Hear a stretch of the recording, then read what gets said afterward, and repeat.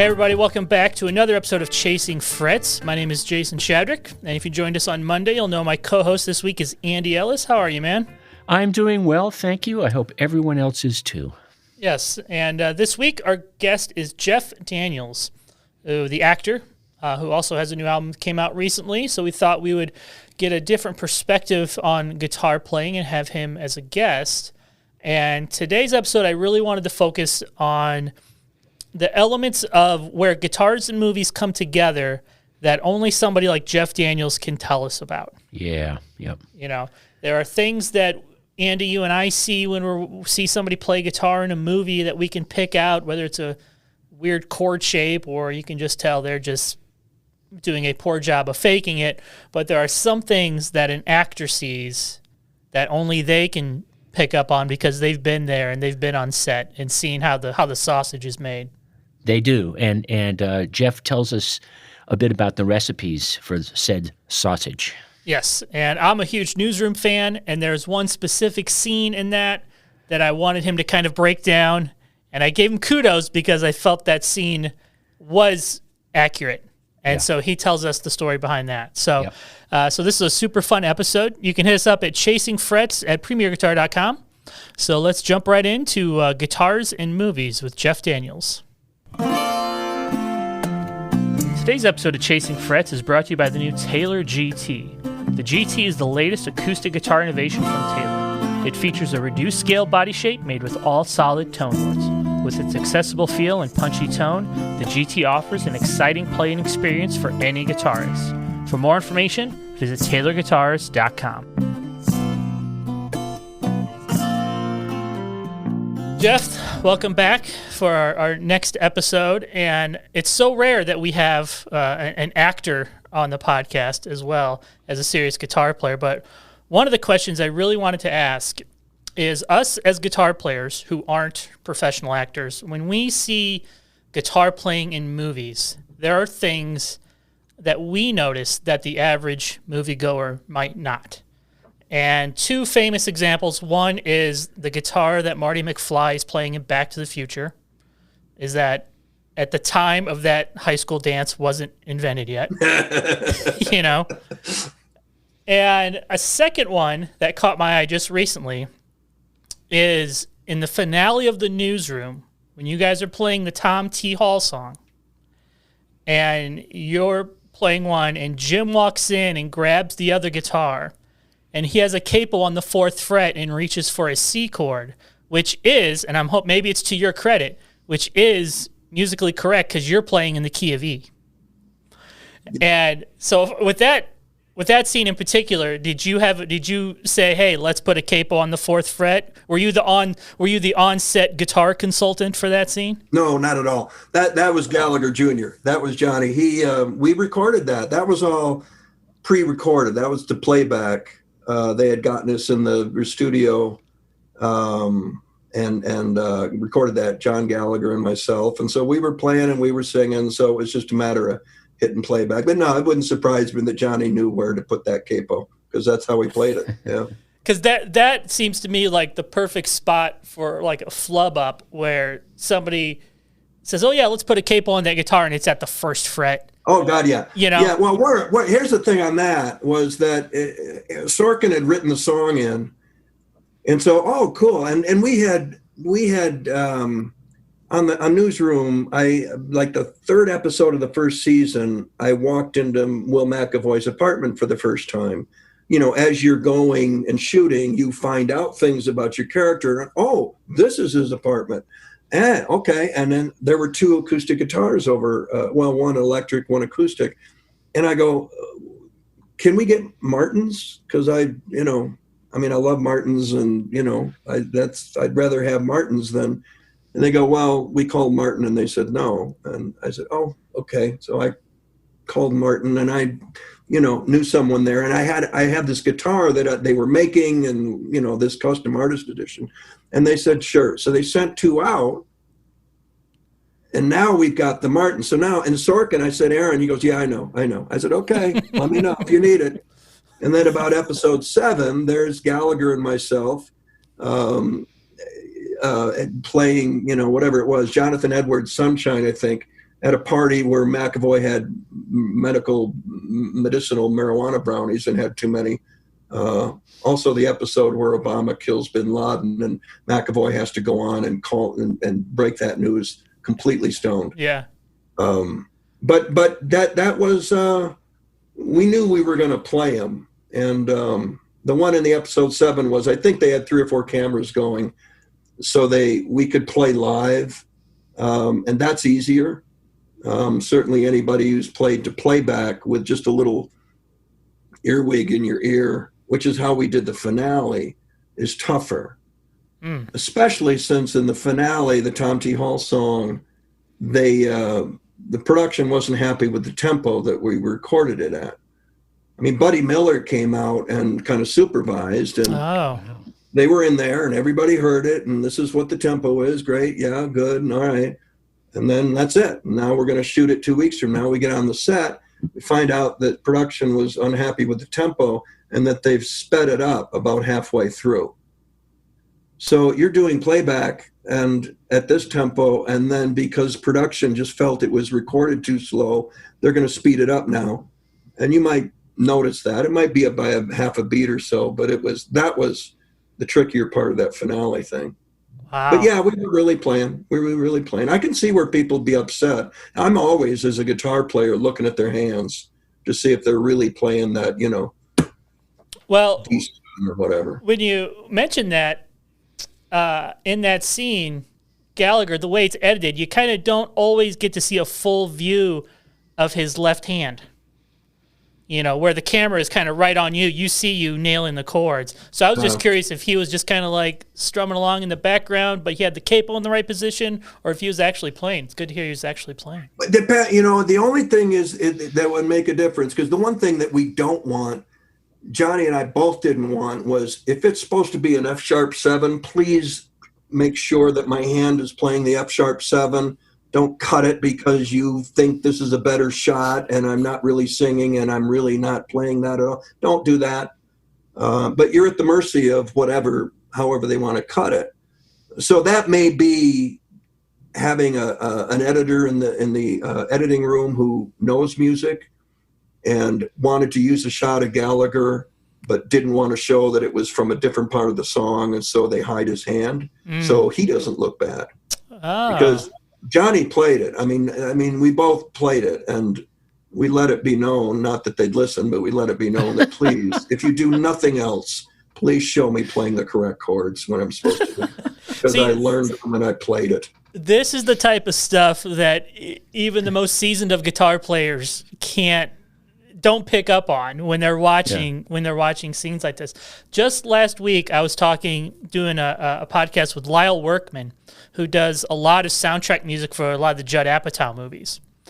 And we were talking about kind of movies with horrible guitar playing in it and movies with the most accurate guitar playing in it and the least accurate.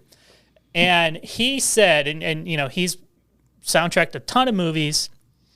He's been around the movie industry for quite a while, and he said the most accurate guitar playing he's seen in a movie is Coco, the Pixar animated film about the Day of the Dead.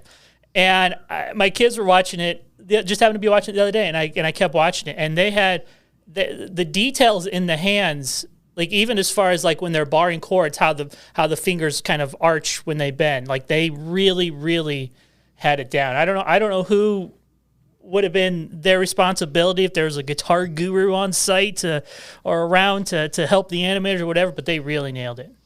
That's pretty good. Pretty good. We're competing against animation. What are some of your favorite guitar scenes in movies? Man, I like what Joaquin did in Walk the Line. Yeah. I like what Bridges did in what was that, Crazy Heart? Oh, yeah. I don't remember. I think Ralph Macchio learned to play blues a little bit for Crossroads. I don't remember. It was Ry Cooder played a lot of the stuff. I don't know, Andy, do you know if he was actually, if you see his hands in it, or? Probably. It's been 25, 30 years since I've seen it, but I don't recall a literal hand scene. Yeah, because I know, You know. Bill There's Canning.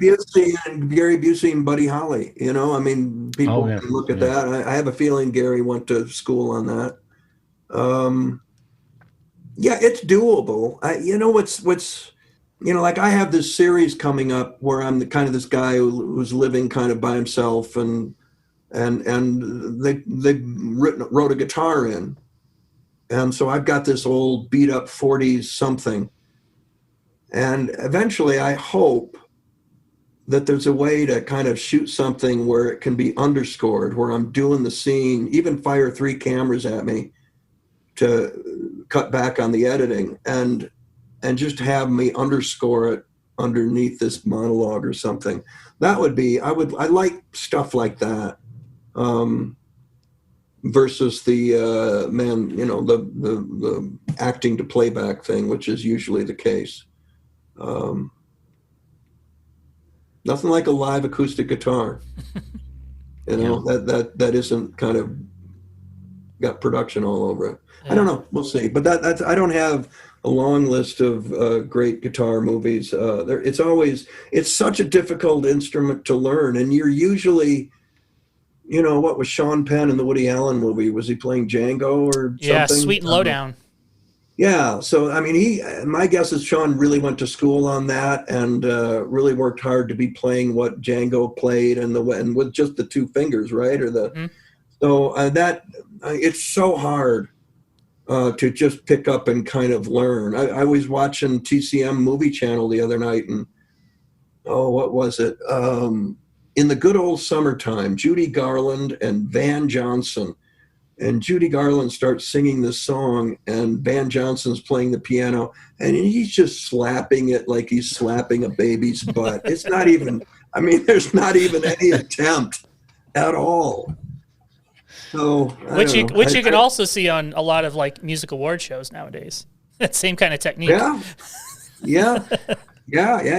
So I don't know. We'll see. I'm thinking myself, you know, in this series, I hope I get a chance to do that. I think that would be a nice way to incorporate an acoustic guitar. Nothing fancy, just kind of underneath the speech. Now you haven't played like a musician. You haven't done like a music movie, have you? Where you've played the role of a musician? I don't think so. What if you had to? Oh, wait a minute. I did some Butcher's Wife. I think I had to learn to play the drums.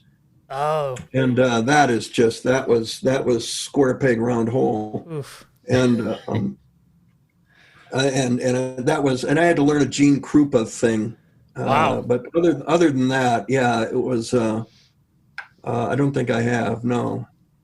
What if you could imagine yourself playing a guitar player in a biopic? Who comes to mind? Arlo? I no one specifically, and everyone who is going gig to gig, and they're far better than their fame. They're so much more talented than the recognition they've gotten so far. Mm-hmm. There's a whole subculture of great players, songwriters who come in and play to 16 people, and I'm one of them. And you just go, why don't more people know about this guy? And we all know who we all have a list of those people. Yeah. And it's what they do. It's who they are, and it's what they're supposed to do. Yeah. And the money is what the money is, and I mean, this pandemic is brutal on those people. Yeah. Because they're artists. They're American artists. They're what Woody Guthrie was. They're why these live music venues are so important. You get to, they bring their songs, their stories, and I just think there's a movie, and maybe it's been made, but I think I was really taken when I saw Utah Phillips play the Ark in Ann Arbor. I was blown away by that. And that first song he's got, The Great Railroad Divide. In Utah, he was just a hobo with a guitar who found a career, but the stories he had and his ability to tell a story, stop the guitar, tell this story, go back into the guitar. The first song was 20 minutes long. He kept stopping and then starting up again, telling these things that had happened in his life. And the audience was hanging on every word. They were laughing. I said after the show to my manager, I said, that's the best bit of improv I've ever seen. He goes, every word of it's written. He does it every night. Wow. But the actor in me said, okay, I get it. Got to write it. And guys like that, the lives that guys like that have led is of interest to me. Were you much of a Leo Kottke guy? He seems like a guy that'd be right up your alley. I wasn't, but enough to love him. I mean, certainly as a player, forget it. He's with Stefan Grossman and all those guys, Kelly Joe Phelps. But Leo and his sense of humor, that was another one. He was so dry and so funny. And I'm going, that Stevie Goodman and Leo Kottke, Christine Lavin, people like that, who used their sense of humor to get the audience to relax, and then the music hits them even harder. Well, to wrap up, I have one last question to wrap up this episode, is that who would surprise people as a very good guitar playing actor? Who are some of your guitar buddies in Hollywood who people might be surprised who actually are pretty good guitar players on their own? Do I play with any of them to know who they might be? No, a lot of people dabble. I'm usually the only one. I got a Traveler guitar, those Traveler guitars, they have like 10 or 12 models. I've gone through like 3 or 4. I got the perfect one for me on a movie set. I'm trying to think. I rarely see anybody else. Kiefer Sutherland, I hear he plays. He had an album come out recently.